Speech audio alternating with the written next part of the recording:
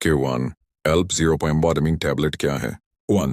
एल्प 0.5 milligram tablet एक prescription medicine है जो कि अल्प्राजोलम पर मबनी है।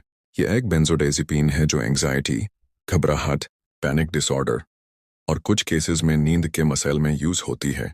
यह टैबलेट सेंट्रल नर्वस सिस्टम को रिलैक्स करती है और दिमाग की हाइपर एक्टिविटी को कम करती है। Q2 एल्प 0.5 मिलिग्राम का MOA मैकेनिज्म ऑफ एक्शन क्या है? A2. अल्प्राजोलम ब्रेन में मौजूद गाबा गैमा अमीनोब्यूटेरिक एसिड रिसेप्टर्स को स्टिमुलेट करता है। गाबा एक नेचुरल केमिकल है जो ब्रेन की एक्टिविटी को स्लो करता है।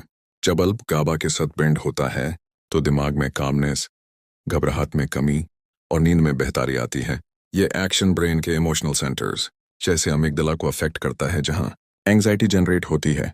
Q3 किस क्लास से बिलोंग करती है? A3 अल्प्राजोलम बिलोंग करती है बेंजोडियाजेपिन्स क्लास से।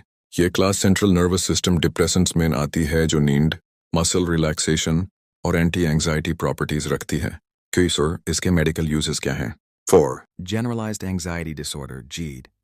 Panic disorder, अचानक घबराहट, short-term anxiety due to stress या emotional trauma, insomnia, नींद का न आना, सिर्फ short-term use, premenstrual syndrome, PMS में mood swings और घबराहट, adjunct therapy for depression with anxiety symptoms. Note: ये मेडिसिन सिम्टम्स कंट्रोल करती है लेकिन अंडरलाइंग कॉज का ट्रीटमेंट नहीं करती। क्रोमसिन डोसे और इस्तेमाल का तरीका क्या है? शेयर 0 पेजिंग वनिंग से 0 पेनोन दिन में इन 2 या 3 मरतबा डॉक्टर की हिदायत के मुताबिक खाने के साथ या बिना खाई ली जा सकती है। सडन बैंड करना मना है क्योंकि विथड्रॉवल सिम्टम्स हो सकते हैं। लॉन्ग टर्म यूज से एडिक्शन का रिस्क बढ़ता है, इसलिए शॉर्ट कोर्स ही रिकमेंड होता है। कर्सिंग साइड इफेक्ट्स क्या हो सकते हैं? A6 Common side effects: dizziness, chakar, drowsiness is zyada नींद, थकान, confusion, balance problems, lightheadedness. Serious side effects: addiction, habit formation, depression worsen hona, withdrawal symptoms, pasina, trembling, seizures, memory issues या speech problems, breathing depression, zyada dose par. कर्सा किसको नहीं लेनी चाहिए?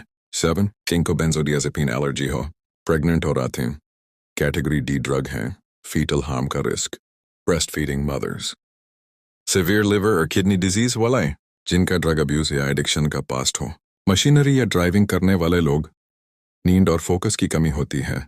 क्यूसान क्या ये medicine addiction create करती है? 8. जी हाँ, अल्प्राजोलम एक हैबिट फॉर्मिंग मेडिसिन है। लंबे अरसे की उम्र से पेशेंट को इसकी आदत लग सकती है जिससे उसे इंक्रीज करने की जरूरत महसूस होती है।